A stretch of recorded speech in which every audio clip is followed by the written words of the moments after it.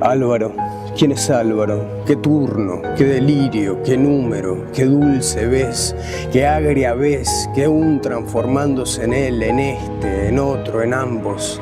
Sí, pero no en mi mundo, mi alvaridad fluyendo, de calle en calle, usándome sobre mi voz, girando su hoja turbia de grada en grada, el eco, invadiendo mis hábitos, mi oficio, mis trajes, mi alimento, mis retratos. Mi caja de cerillas, la piedra vitalicia donde escribo, silbando, refugiándose en el único, señalando mi puerta, designándome, abrilísimo, pobre o desposando, jóvenes de oro de jacinto haciéndolas alvarísimamente o extraviándome, circularmente azul, como un insecto, como un rollo sin nombre, blancamente, como un plato de sopa atribulado, como el roído eco. ¿Quién es Álvaro?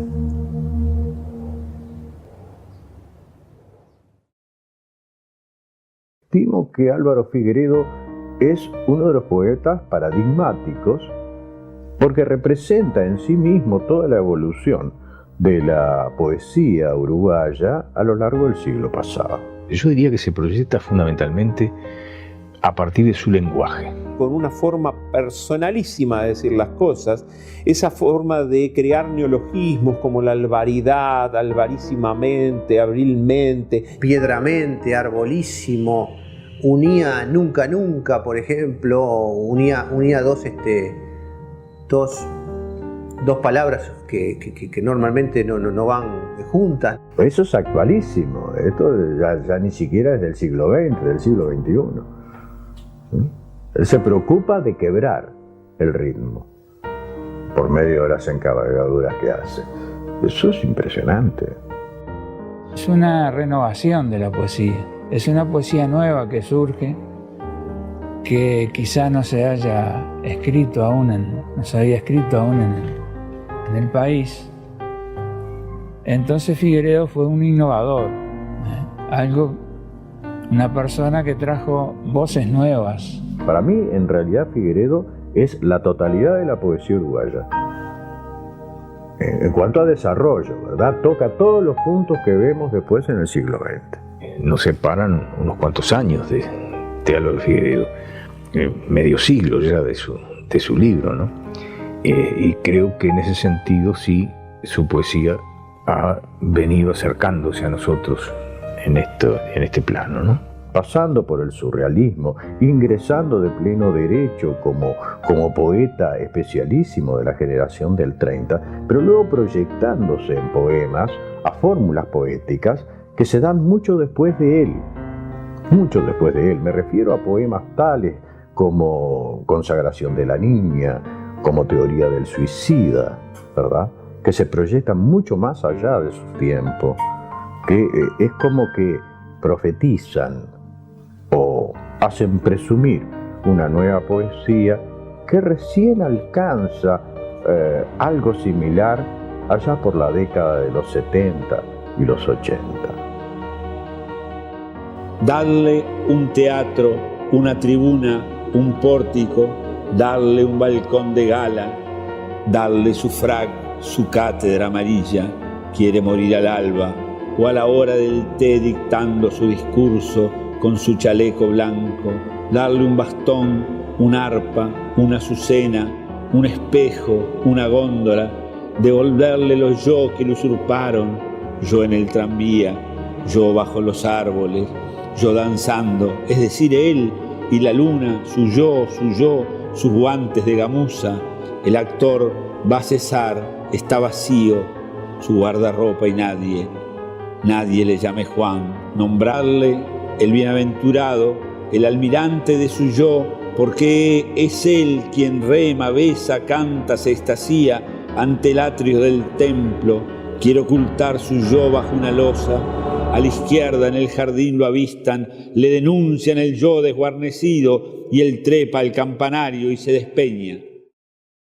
En Teoría del Suicida se ve claramente el conflicto entre las diferentes capas de la personalidad. Ante el atrio del templo quiere ocultar su yo bajo una losa.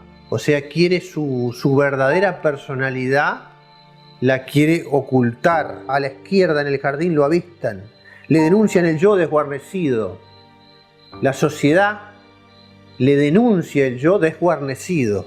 Y cómo ese conflicto entre el ello y el super yo se resuelve, en este caso, con el suicidio. Si tú lo tomás, lo sacás del contexto de su obra, vas a ver que ese poema no corresponde a su época. Es un poema de otra época, muchísimo más actual, ¿verdad? En el que había otras búsquedas y otras estéticas. Eso es lo extraordinario de la obra de Figueredo. No es posible vincularlo a ninguna de las generaciones, ¿verdad?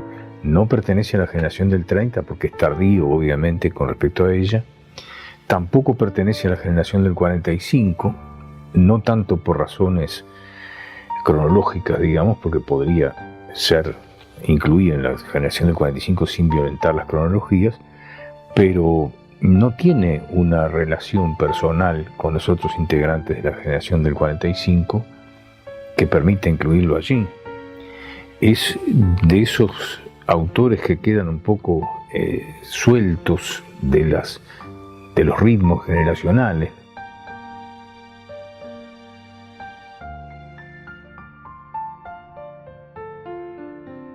Una que sin rubor ni tregua lame el mundo, el ácido salobre amargo y siempre, y es una y una y una madre nocturna, donde afuera y nadie se arrastra, aúlla, aúlla, cruza a ciegas la brasa el hormiguero, con su mano llena de leche y lástima, empujando la piedra a piedra el enmohecido Cristo de hiel y nieve, y duramente sola. Debemos tener en cuenta que estamos hablando de un poeta que trabajaba varias líneas. Porque él en su forma expresiva es capaz de tocar diferentes cuerdas y todas de una manera excelente. Porque Álvaro escribía tan excelentemente un soneto como un poema de vanguardia surrealista. Un poeta indudablemente que conjugó lo popular con lo hermético, hasta con lo épico también. O sea, un poeta muy completo. Por mucho tiempo hubo en el edificio de la Casa Joven de Pan de Azúcar un textito de Álvaro Figueredo que había aparecido en una revista de educación primaria, que era de una sencillez enorme, pero que cuando uno la empezaba a pensar era sobre un un pajarito que tenía, un sabiá, que tenía un vecino, don Antonio, en Pan de Azúcar, y cómo era el canto del sabiá, y que en realidad el sabiá no pertenecía a don Antonio, sino que pertenecía a todos, porque lo escuchaban todos en la cuadra y todos en el barrio, y cómo ese canto entraba por todas las ventanas, y cómo el canto del sabiá terminaba haciendo que todos se conocieran y que todos tuvieran algo en común en la mañana. Era un texto precioso porque el sabiá era un poco la poesía, ¿no? Es decir, cuando la poesía es algo que entra por todas las ventanas y que no pertenece a nadie y en lo cual todo el mundo puede reconocerse. En el año 1936 editó Desvío de la Estrella. Fue un libro de poesía hecho en su juventud y en una época muy particular del mundo, ¿no? Estábamos en la preguerra de la Segunda Guerra Mundial y estábamos ya en la Guerra Española. Entonces una poesía que refleja ese momento del mundo. Con Desvío de la Estrella se hizo conocer en toda América, porque inmediatamente fundó un diario literario que se llamaba Mástil, donde estaba representada toda América. De esa forma dio a conocer cantidad de autores que de otra forma no hubieran sido conocidos, por lo menos acá. Oh rojo mar en ristre, que aguas altas y fuertes te arrancas desde el seno trágico y desvelado para volcar tus pulsos sobre estas arduas muertes y estas ciudades negras, y sobre el oxidado diente de las estrellas y sobre las llanuras donde la sangre llora. Oh joven mar airado, emergiendo entre acacias o mausoleos, duras tus ruedas inmortales, huesos sin paz, cabezas enmohecidas te aguardan en las torres impuras de la historia, la noche, mi puñal de firmezas, y en el centro dramático de tus entrañas velan tu música y tu forma, su expansión de promesas. Hay un Figueredo sencillo. El de la poesía para niños es en general bastante más sencillo, claro. Ese libro, el ABC del Gallito Verde, que él pensó como lectura infantil, no es fácil tampoco para los niños. No por ser poesía para niños baja el nivel estético, sino al contrario, es una poesía de altísimo nivel estético, aunque sea para niños. Vieran qué revuelo en el gallinero, madre la fantasma, te digo que no, mira cómo danza meneando el farol, 1, 2, 3, 4 naranjos en flor, y el fantasma blanco con su capuchón. Vieran qué revuelo en el gallinero, huyó la ceniza, huyó el bataraz, y el faro venía por el naranjal. Negros, blancos, negros, blancos, negros, blancos, vieran qué aleteos entre los naranjos. Vieran qué revuelo en el gallinero, era una centella blanca su farol, y en la noche negra tronaba su voz. La genialidad de Álvaro es que muchas veces una forma clásica, como es por ejemplo el romance, a esa forma le da un contenido absolutamente moderno. Es capaz de incluir un formalismo totalmente.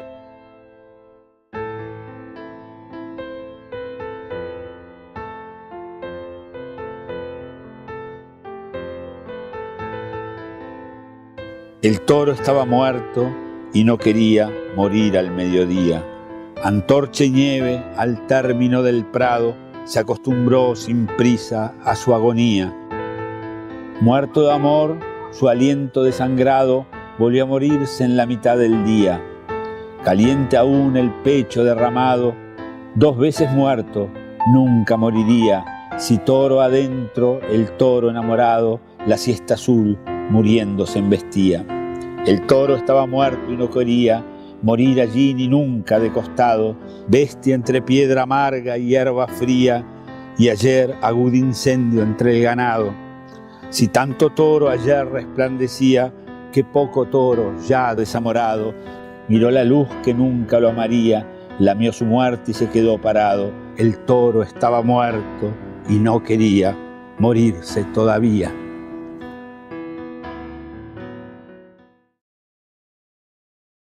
Hay un largo silencio en la vida editorial de él, pero él siguió escribiendo, escribió mucho. Mundo a la vez aparece en el año 1956. Y ese fue un año muy peculiar para la historia reciente de la poesía uruguaya, porque se publicaron al mismo tiempo, el mismo año, este libro de Álvaro Figueredo, Poema de la Oficina, de Mario Benedetti, y Tiempo y Tiempo, de Liber Falco. Los tres libros salieron en el mismo año. Y yo entiendo que el más clásico, digamos, de esos tres libros es el libro de Álvaro Figueredo, ¿no? Es una obra que también es un hito dentro de la vanguardia de la poesía uruguaya. Allí está lo más rico, lo más permanente, la obra y el lenguaje de Álvaro Figueredo, que sigue de pie. Es uno de los textos literarios más importantes que ha dado la poesía moderna. Cultiva una poesía, como él dice, entre el orden y el delirio. Como él lo dice también en el prólogo, hay cierta influencia de Joyce, ¿no? Y es una renovación de la poesía. Y yo diría que Figueredo no tuvo, a partir de ese su libro fundamental, continuadores, manifiestos. Junto a mi voz un Álvaro y lo alejo, hacha de miel a darme el dulce gajo, donde pende el poema en que trabajo mi eternidad con dócil entrecejo. Junto a mi voz un Álvaro y lo dejo, guija de miel rodar Álvaro abajo, hasta la flor de Amalia en que agasajo mi eternidad con amoroso espejo. Si más poema que Álvaro me escojo, si más Amalia que Álvaro me elijo, junto en mi voz un Álvaro y lo empujo, hasta el celeste niño en que me alojo, y vuelvo a hablar del término del hijo, mi eternidad con inocente lujo. El centro de su poesía es, me parece, esa intensa sensación de la multiplicidad del yo, ¿no? Todos nosotros somos muchos, íntimamente. Esto, que es en parte una consecuencia de la lectura de los existencialistas, me parece que está en el centro mismo de su poesía, ¿no? Este rostro es ajeno, desoírlo, ni este ni aquel. Detesto ese bastón de niebla que me cuelga del antebrazo, el énfasis como un faisán en el ojal. Miradme, soy yo y soy otro, en otrísimas luces. Esta máscara es la que elijo, aquí me reconozco. Mis sentidos abiertos como el fuego, este busto entre el bosque es grave, pero este que invento es despiadado. Pero cuando la tierra anima las mitades hambrientas y la suelda, cuando abulta su insobornable vientre, cada perfil se ajusta a su apariencia, cada recién golpeando con su puño, y la unidad los colma, entonces, el instante nos engendra, la máscara y la máscara se advienen al cual y dan luz al otro mismo. Hay una creación popular de Álvaro Figueredo, más popular. Por ejemplo, es la narrativa de Álvaro. Él escribió nada más que 5 cuentos. Entre ellos uno muy bueno, que se llama Orden de Allanamiento. La Biblioteca Nacional, a instancias de Arturo Sergio Vizca, hace una selección de cuentos de Figueredo y lo publica como separata, la revista de la Biblioteca Nacional, que es el número 16, y está fechado en Montevideo en 1976. La Comisión Provisión de Obras de Álvaro Figueredo, como decíamos, estuvo integrada por personas que fuimos alumnos de él en el liceo y en la escuela, ¿no? Yo fui alumno de él en el liceo, porque no me tocó como maestro en la escuela. Tuvimos literatura con él en tercer y cuarto año, fue un gran profesor de literatura. Y él tenía una personalidad fuerte, ¿no? Parece que como maestro excelente, es decir, en eso todos los testimonios están de acuerdo, y como profesor más discutido, ¿no? Porque primero se dice que era un disertante, como lo eran en general los profesores de aquel momento, porque las clases eran como conferencias, digamos, ¿no? Parece que Figueredo no preguntaba muchas cosas. Y bueno, y algunos, aunque todos lo admiran y todos dicen que dejó una huella indudable como docente, algunos, sin embargo, señalan que era muy autoritario. En las clases de él no se jugaba, había que estudiar y portarse bien. Pero fue una persona muy abierta, tuvo muchos amigos en Pan de Azúcar y todo el mundo lo quería, ¿no? Lo querían y lo respetaban. Se llevaba a los muchachos a estudiar en la casa de él. Y le daba lesiones fuera del liceo. Y cualquier motivo le servía para dar una lesión. El Liceo de Pan de Azúcar lleva el nombre de él, ¿no? Se llama Liceo Profesor Álvaro Figueredo. Y lleva su nombre porque Figueredo también fue uno de los profesores fundadores del liceo. El liceo se fundó en el año 1945.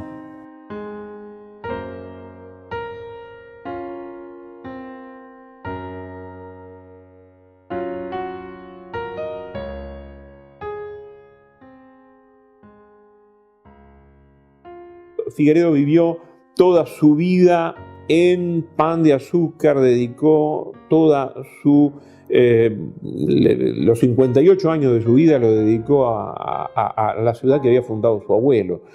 Nunca quiso irse a Montevideo, ni a ningún otro lado. Estuvo un tiempo radicado en San José, pero muy poquito, donde estaba mi padre. Eligió vivir siempre en su pueblo donde había nacido, donde creó toda la obra de él, la obra literaria de él, donde fue el promotor de la cultura durante su época, donde fue el removedor, ¿no verdad?, de la conciencia pública, ¿no verdad? Y fue un hombre comprometido, ¿no verdad? Fue un hombre comprometido con su tiempo.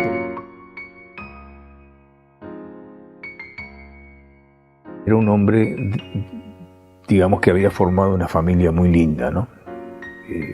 Con su esposa Amalia Barla tenía una excelente relación y con sus hijos, por suerte, no vio morir a la chica, ¿no? Que murió en un accidente carretero de Honda, unos 2 años después de la muerte de Figueredo. Amalia vivió no solamente una historia de amor hasta el momento de la muerte, sino que hacia Álvaro, sino que tenía respeto, admiración, y superaba el límite de la admiración. Era veneración que sentía por la poesía de Álvaro. Bueno, acá estamos en la casa natal de Álvaro Figueredo. Nació en esta casa en 1907 y es una casa construida a fines del siglo XIX. Se construyó en 1878 y la construyó uno de los fundadores de Pan de Azúcar, que fue Francisco Bonilla, en el año 1878. Fue escuela en una época, fue la escuela de varones. En la casa vivía el maestro y se comunicaba con los salones que ocupaban la parte esta hacia la esquina con Francisco Bonilla, que es el nombre de la calle que pasa al costado ahí, ¿no?